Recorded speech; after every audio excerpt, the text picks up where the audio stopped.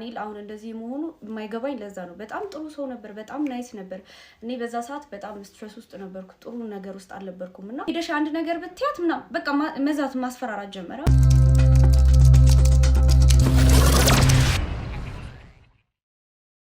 እኔ እና እሱ የምንተዋወቀው ከ5 ዓመት በፊት ነበረ።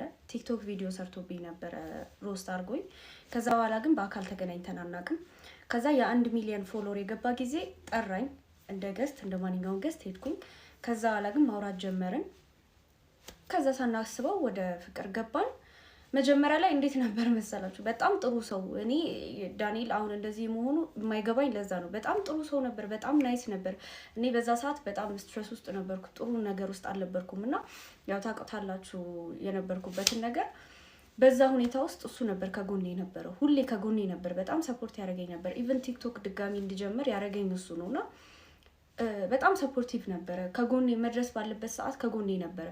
ግን እየተቀየረ የመጣው ከመቼ ጀምሮ ነው? 4 ወር ካለፈን በኋላ ልጁ ኮምፕሊትሊ የማላውቀው ሰው ሆነ። አንደኛ እኔ በዛ ሰዓት እኔ ወፍራም ነበርኩኝ። የድሮ ቪዲዮዎች አብረን የምንሰራውን ገብታችሁ ማየት ትችላላችሁና እኔ ወፍራም ነበርኩ። ቦዲ ሼም ያደረገኝ ጀመረ። አንቺ እንደዚህ ቦርጫም፣ አንቺ እንደዚህ በጣም እንዴት ልበላችሁ፣ ኮንፊደንሴን ገደል ነው የከተተው። አንቺ ቦርጫም፣ አንቺ እንደዚህ አንድ ቀን ይሄ በሰተት ነው የምላችሁ። መጀመሪያ ሰሞን ይሄ የሚያሳየኝ ፍቅር ምናምን ቀርቶ አንድ ቀን ይሄ ቆንጆ ነሽ ለማለት ራሱ አይ ትጠግባለች ምናምን ማለት ጀመረ። ጓደኞቹ ይናገሩት ነበረ፣ ኖ አንተ ለምንድን እንደዚህ የምትላት? ምክንያቱም እነሱ ፊት ለፊትም ሲናገረኝ ስለነበር ማለት ለምንድን እንደዚህ የምትላት ምናምን ሲሉት ኖ ትጠግባለች ምናምን። የእሱን ኢንሴኪዩሪቲ ወደ እኔ አመጣብኝ። በቃ እኔ በራሴ የነበረኝ ኮንፊደንስ ገደል ነው የገባው። ከዛ በጣም ኮንትሮሊንግ ሆነ። ከቤት እንደወጣ አይፈልግም። ጓደኞቼን ሳገኝ ኢቭን እንዴት ልበላችሁ፣ ወንድ ጓደኞች ነበሩኝ። ይሄ ደግሞ ኖርማል ነው። ወንድ ጓደኞቼን ሳገኝ ምን ልታረጊ ነው የምትሄጂው? እንደዚህ ልታረጊ ምናምን እና እኔ በዛ ሰዓት መጠርጠር ነበረብኝ። ምክንያቱም እሱ የሚያደርገው ነገር ነበረ። እኔ ግን በዛ ሰዓት በቃ ይሄ ብቸኝነትም ስለነበረ ምናምን ከሱ መለየትም አልፈለኩም ነበር እና ምንም ነገር ሲለኝ አምነው ነበረ። ከዛም ደግሞ እኔን ከቤት አትውጪ እያለ ከጓደኞቼ እያራራቀኝ እሱ ክለብ መውጣት ጀመረ።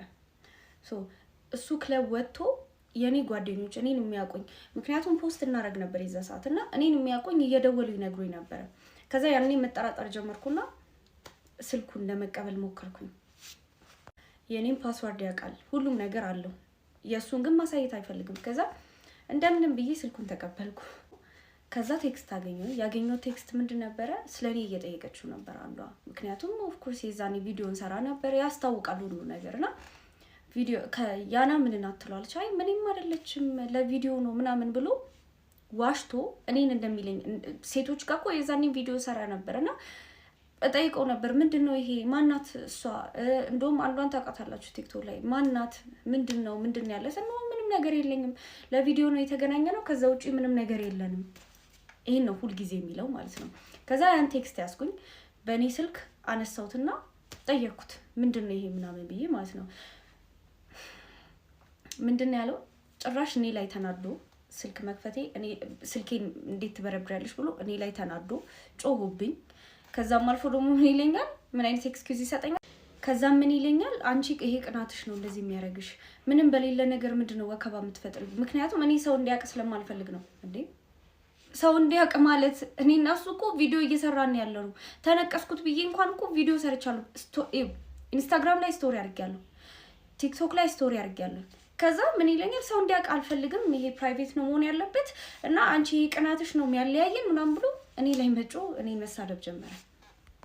አይ ነው በዛ ሰዓት መተው እንደነበረብኝ አውቃለሁኝ። አይ ነው አልፏል። አሁን ምንም መመለስ የምችለው ነገር አይደለም። ግን እኔ በዛ ሰዓት እውነት ነው ብላችሁ በጣም በቃ ይሄ ብቸኝነት አለ አይደል? ሰው የምፈልግበት ሰዓት ስለነበረ መተው አልቻልኩም።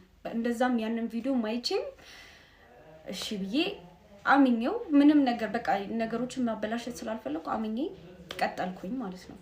ከዛ በኋላ ልጁ ባሰበት። እኔም መታገሴ ነው አይ ነው አውቃለሁኝ። ግን በጣም ባሰበት። በጣም እንዴት ልበላችሁ፣ እኔ የነገርኩትን ይሄ ደካማ ጎኖቼ ብዬ የነገርኩትን ሚስጥሮች ምናምን እሱን እየተጠቀመ ማለት ነው እኔን ለመጉዳት እኔን ለማሸማቀቅ አላ አይምሮዬ ላይ በጣም አይምሮዬ ላይ እየተጫወተው። ከዛ የሆነ ሰዓት በቃኝ አልኩ። ምክንያቱም እኔ እየተጎዳው መጣው። አይታችኋል። ሌላ ለራሴ ብዙ ጫኖች አሉብኝ ታውቃላችሁ፣ ያለፍኩበትን ነገር ምናምን እና እያቃተኝ መጣ። የሆነ ሰዓት ገባች ሁሉ ነገር እያፈጠጠ ቲክቶክ ላይ አለች ልጅቷ ቺት ሲያደርግ የነበረው ልጅቷ አለች ቲክቶክ ላይ ግን እኔን ምን ብሎ ያሳምኝ ልጅቷ ጋር ደግሞ እንተዋወቃለን ጋይስ እንተዋወቃለን እና እኔን ግን ምን ብሎ ያሳምነኛል እሷን ሄጄ እንዳልጠይቅ ኖ አንቺ ኢንሴኩሪቲ ስላለብሽ አንቺ እንደዚህ ቅናተኛ ስለሆንሽ ምናምን ድራማ አልፈልግም አንቺ ድራማ ትወጃለሽ እና ሄደሽ አንድ ነገር ብትያት ምናምን በቃ መዛት ማስፈራራት ጀመረ ማለት ነው። ከልጅቷ ጋር በደንብ እንተዋወቃለን መጠየቁን ላልቻልኩም ምን ብዬ ልጠይቃት ምክንያቱም እዚህ ጋር እሱ የሚለኝ ሌላ ነው ማለት ነው። እና ልጅቷን ሞር እያየዋት መጣኝ ቪዲዮ በደንብ እየሰሩ መጡ እነሱ አንድ ላይ ሆነው አይ ቲንክ እሷን በዛ ሰዓት አታውቅም ነበረ